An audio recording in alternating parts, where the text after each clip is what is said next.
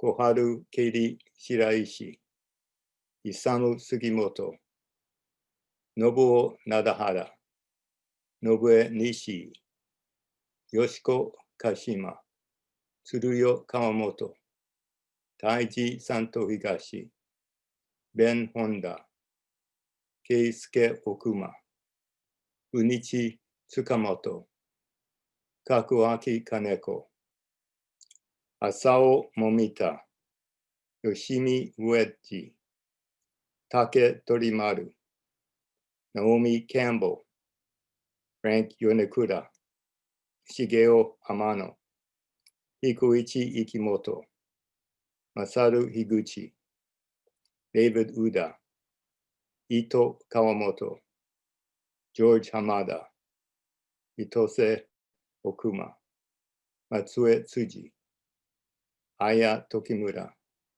Zentaro Araumi, Shigeto Amano, Takeshi Okuma, Natsu Tanaka, Takeo Tachiki, Kenji Nishigaki, Ichijiro Masuyuki, Tatsu Hata, Isamu Miyama, Hiroshi Oyama, Kyoko Osaka, Yasu Akiyama, Daniel Amano, Sone Takada, Wakako Tsuneyoshi, Masaki Yoshida, Yutaka Amano, Tadasu Oya, Nihei Furusho, Kitsu Ito.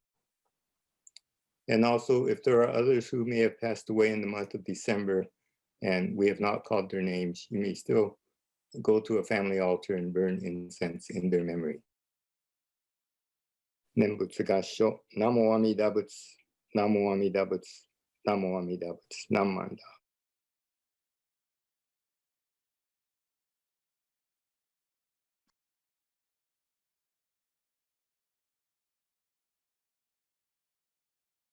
This morning, as we celebrate our Bodhi Day service, we have a guest speaker. It is our own Maribeth Smitty Smith, as she is one of our minister's assistants. She is a graduate of the U.S. Naval Academy, and she went on to pilot both helicopters and fixed-wing aircraft.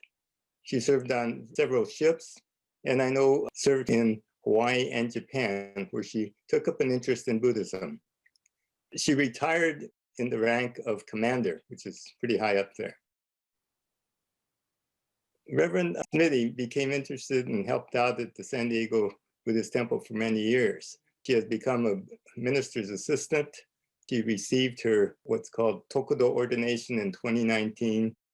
And she has drawn from her military experience to help in what's called the Marine Corps Recruit Depot or boot camp in San Diego to give a Sunday service to Marine recruits. She, along with Bill Teague and Laverne Imori and others, do a service every Sunday. Of course, this has been suspended in recent times, in recent months. They give a wonderful service to, I think, between 100 and 200 Marine recruits. She has received her Kyoshi certificate from the Institute of Buddhist Studies, and after her graduation from the Naval Academy, she holds a Master's of Education from Heritage University and Master's certificate from the Institute of Buddhist Studies in something called the Certificate in Shin Buddhist Studies. So with that, we'll hear from Smitty Smith, our minister's assistant. Thank you, Smitty.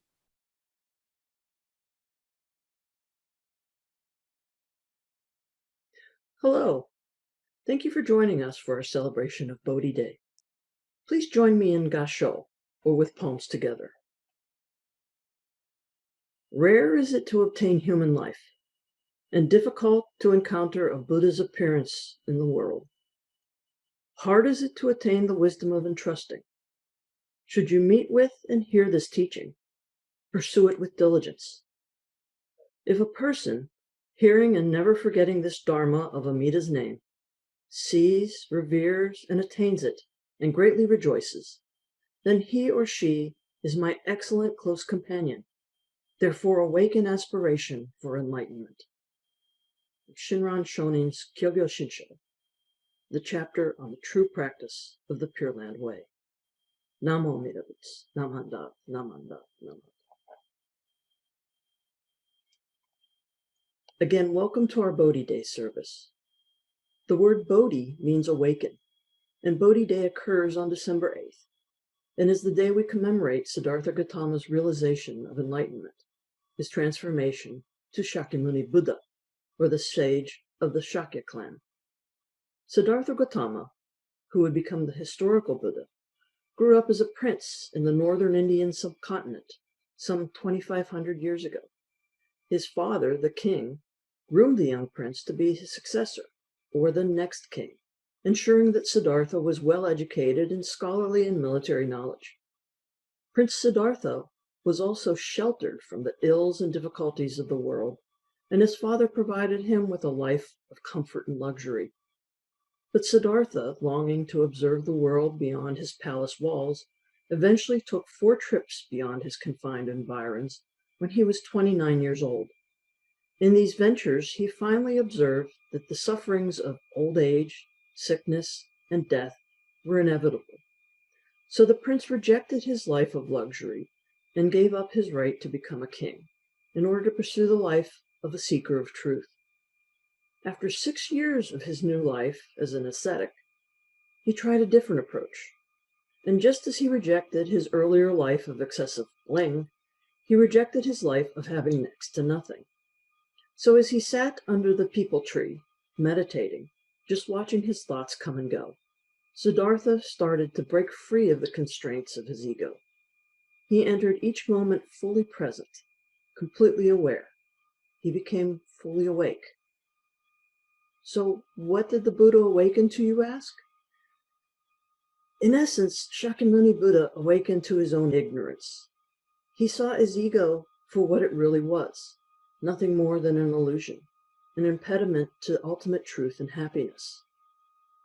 He awoke to the true nature of suffering and the truth of impermanence.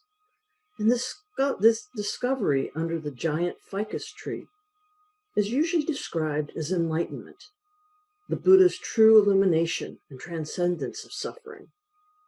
And that moment is also described as awakening. In fact, the word Buddha can be translated as an awakened one. And those two terms, enlightenment and awakening, produce different images for us. Enlightenment invokes the idea of turning the lights on, perhaps even a light bulb appearing over his head like a cartoon character. And awakening suggests coming out of a sleep, maybe going from sleepwalking to walking while wide awake. Enlightenment conveys something esoteric, something ungraspable by the average person. While awakening suggests something more ordinary, indeed something we do every day, usually when the alarm goes off each morning. So let's get back to the story of Shakyamuni Buddha. We're told that after his lengthy time under the peepal tree, Siddhartha had changed radically. When he subsequently encountered other people, they sensed this change. And shortly after his awakening, the Buddha passed a fellow traveler on the road.